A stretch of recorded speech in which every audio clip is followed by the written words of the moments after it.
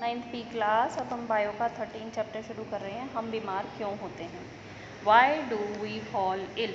इसके लिए कुछ इंपॉर्टेंट डेफिनेशंस दी गई हैं, इन सबको आपने पढ़ना है। मैंने इसकी पिक्चर भी आपको सेंड कर दी हुई है। इसमें फर्स्ट है कि स्वास्थ्य क्या होता है, मतलब हमारी हेल्थ क्या होती है। हेल्थ होता है वो व्यक्ति की शारीरिक, मानसिक और सामाजिक जीवन की एक समग्र समन्वित अवस्था, मतलब कि कोई भी इंसान जो है वो मानसिक रूप से, सामाजिक रूप से और शारीरिक रूप से तीनों तरीके से जब स्वस्थ होता है तो उसे स्वस्थ इंसान कहा जाता है। और इसके में क्या क्या चीज़ें होती हैं, कुछ कि उसको रोग नहीं होना चाहिए, ठीक है। फिर संक्रामक रोगों के बारे में हम पढ़ेंगे इस लेसन में।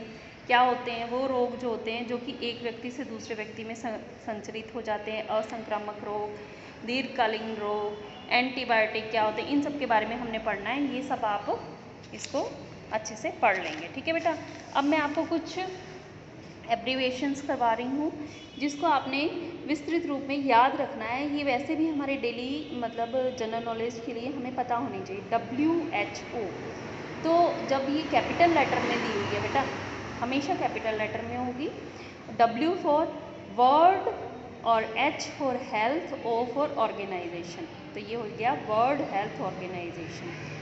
OPV oral polio vaccine.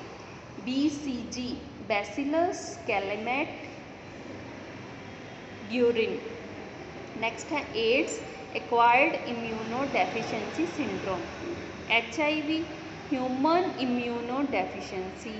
PEM protein energy malnutrition. MMR measles mumps rubella. DPT diphtheria pertussis tetanus, triple vaccine बोला जाता है इसे। सार्स है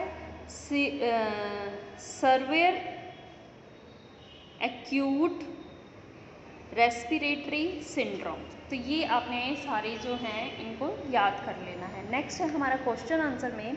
फर्स्ट क्वेश्चन है अच्छे स्वास्थ्य की दो आवश्यक स्थितियाँ। दो आवश्यक स्थितियाँ कौन सी होती हैं? अगर हम सामाजिक समानता होगी और अच्छी आर्थिक परिस्थितियाँ होंगी तथा कार्य होगा तो अच्छा स्वास्थ्य हो सकता है। और रोग मुक्ति की दो आवश्यक स्थितियाँ बताओ। रोग मुक्ति के लिए क्या होना जरूरी है कि कोई हमें रोग ना हो और अपनी विशिष्ट क्षमता को प्राप्त करने का सामर्थ्य हो। नेक्स्ट क्वेश्चन है क्या आप उपरोक्त प्रश्नों में से एक जैसे हैं या भिन्न भिन्न क्या? देखो फर्स्ट क्वेश्चन है कि इसको ऐसे करते हैं हम।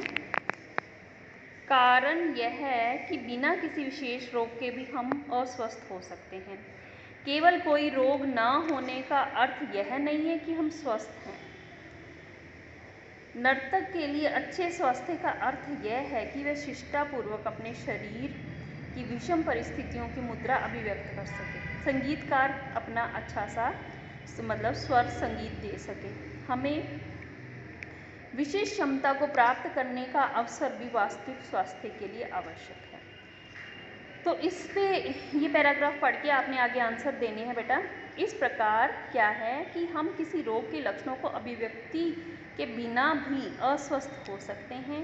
यही कारण है कि जब हम स्वास्थ्य के विषय में सोचते हैं तो हम समाज और समुदाय के विषय में सोचते हैं और रोग के विषय में सोचते समय हम सिर्फ अपने बारे में ही सोचते हैं। नेक्स्ट क्वेश्चन है बेटा ऐसे 3 कारण लिखिए जिससे आप सोचते हैं कि आप बीमार हैं और चिकित्सक के पास आपको जाना चाहिए। यदि उनमें से एक भी लक्षण हो तो भी क्या आपको चिकित्सक के पास जाना चाहिए?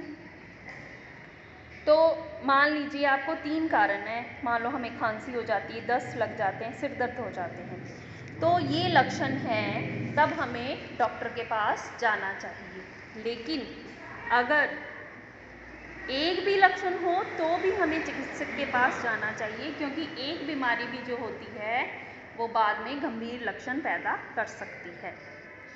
नेक्स्ट है किसी बीमारी से हम लंबे समय तक बीमार हैं तो इससे आपके स्वास्थ्य पर बुरा प्रभाव पड़ेगा।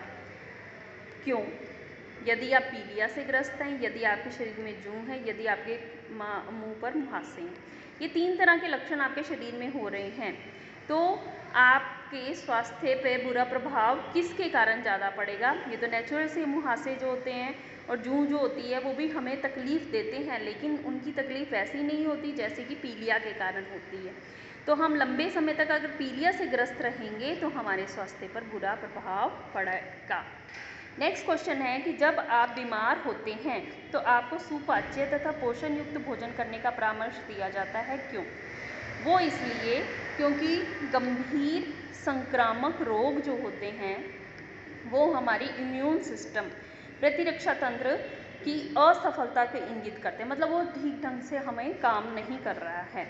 तो इस स्थिति में हमारे बाकी जो सिस्टम हैं वो भी क्या होते हैं, ठीक ढंग से काम नहीं करेंगे, इसलिए हमें पर्याप्त तथा पोषण युक्त भोजन मतलब हमें नहीं मिल रहा है, इसलिए ऐसी प्रॉब्लम होती है। इसलिए संक्रामक रोगों से बचने के लिए हमें सबसे पहले ये आवश्यकता एक ये है कि हमें उचित मात्रा में भोजन करना चाहिए और वो ऐसा भोजन होना चाहिए कि जो कि सुपाच्य भी हो और पोषण